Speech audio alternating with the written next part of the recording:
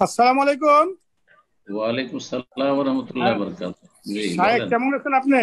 আলহামদুলিল্লাহ ভালো আছেন? এই প্রথম মনে জি হচ্ছে জি। আপনার। না, আমি গত সপ্তাহে মানে প্রশ্ন করছিলাম একটা। হুম, হুম। হ্যাঁ, আর উটের মাংস খাওয়ার পরে অজু ভাঙবে কিনা?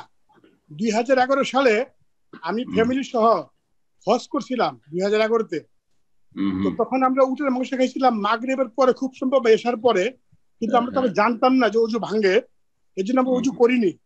আচ্ছা। যদি করতে হয় সহিহ হাদিস দ্বারা এটা একটু বলবেন, তাহলে এটা অনেকে জানে না। তিনটা মাযহাবে করে না, শুধু হুম, হাম্বলি মাযহাবে করে।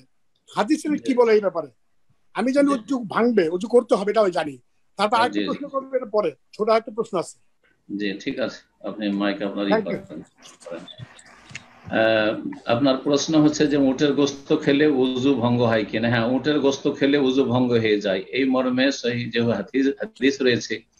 এই হাদিসের আমল করেছেন ইমাম আহমদ বিন হাম্বল এবং তার অনুসারীরা এবং আহলে হাদিস ওলামারা, শুধু হাম্বলীরা নয়।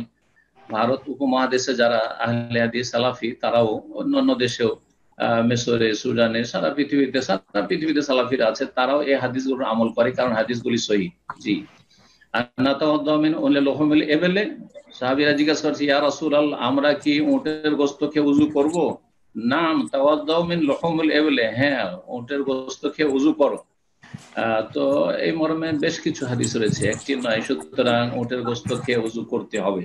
উটের গোশত খেয়ে ওযু করতে হবে, ওযু ভঙ্গ হয়ে যায় ওতে। কারণ আল্লাহ ভালো জানেন। কারণ আল্লাহ ভালো জানেন, অনেক কিছুর কারণ আল্লাহ জানাননি, বরং অধিকাংশ বিষয়ের কারণ বা রহস্য আল্লাহ জানাননি, আর জানা জরুরিও নয় আমাদের। সুতরাং এটি তাআব্বুদি হতে পারে, মানে আল্লাহর আদেশ, সেটা পালন করতে হবে। সুতরাং উজু করবেন। বাকি অন্য মাযহাবে আপনি ঠিকই বলেছেন, অধিকাংশ ফোকাহারা যারা, শাফি, মালিক, তারপরে আপনার আবু হানিফা, এদের মাযহাবে এই হাদিসগুলো আমল নেই। তো এর বিভিন্ন উত্তর আছে। ইবনে তাইমিয়া রাহিমাহুল্লাহ উত্তর দিয়েছেন আইম্মায়ে কেরামদের পক্ষ থেকে, যে সহিহ সহিহ হাদিস কিন্তু তারা আমল করেননি কেন। হতে পারে তাদের কাছে হাদিসগুলি পৌঁছেনি, ওই যুগে হাদিস সংকলন হয়নি এইভাবে। আবার হতে পারে পৌঁছেছে কিন্তু সহি সূত্রে পৌঁছেনি, জয়ীফ সূত্রে পৌঁছেছে, পরে সহি সনদগুলি ঠিকভাবে, যে না, পরে পরে প্রমাণিত যে না, এটা তো অথেন্টিক, তখন কিন্তু তার কাছে অথেন্টিক সূত্রে পৌঁছেনি। অনেক সময় আমাদের কাছে সংবাদ আসে, একজন সংবাদ দিল, বিশ্বাস করতে পারলাম না, কি জানি, কিন্তু আর একজন বিশ্বস্ত লোক বলল, তখন আমার বিশ্বাস হলো, এটা হয়। তো এরকম বিভিন্ন কারণ হতে পারে। তো মানুষে কেউ আমল করেনি সেই জন্য আমরা হাদিস আমল করবো না? না, অবশ্যই। এজা সাহাল হাদিস ও ফাহুয়া মাযহাবি, আবু হানিফা রাহিমাহুল্লাহ বলছেন, ইমাম শাফি বলেছেন, সহিহ হাদিসই হচ্ছে আমাদের মাযহাব। যখন সহিহ হাদিস পেয়ে যাবে, সেটা আমাদের মাযহাব।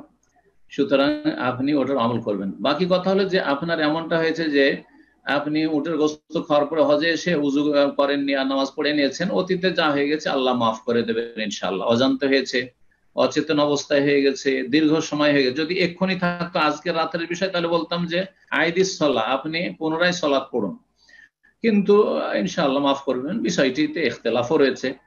আর দুই নম্বর কথা হচ্ছে যে আল্লাহ বলছেন, রব্বানা লা তুআখিযনা ইন নাসিনা ওয়া আখতানা, আল্লাহ আমাদেরকে ধরিও না যদি আমরা ইন্নাসিনা ভুলে যাই অথবা ভুল করে দিই। তো হয় আপনি ভুলে গেছেন, মাসলা জানা ছিল, অথবা ভুল করেছেন, মাসলা জানা ছিল না। সুতরাং আপনার তখনকার সালাত ইনশাআল্লাহ হয়ে গেছে।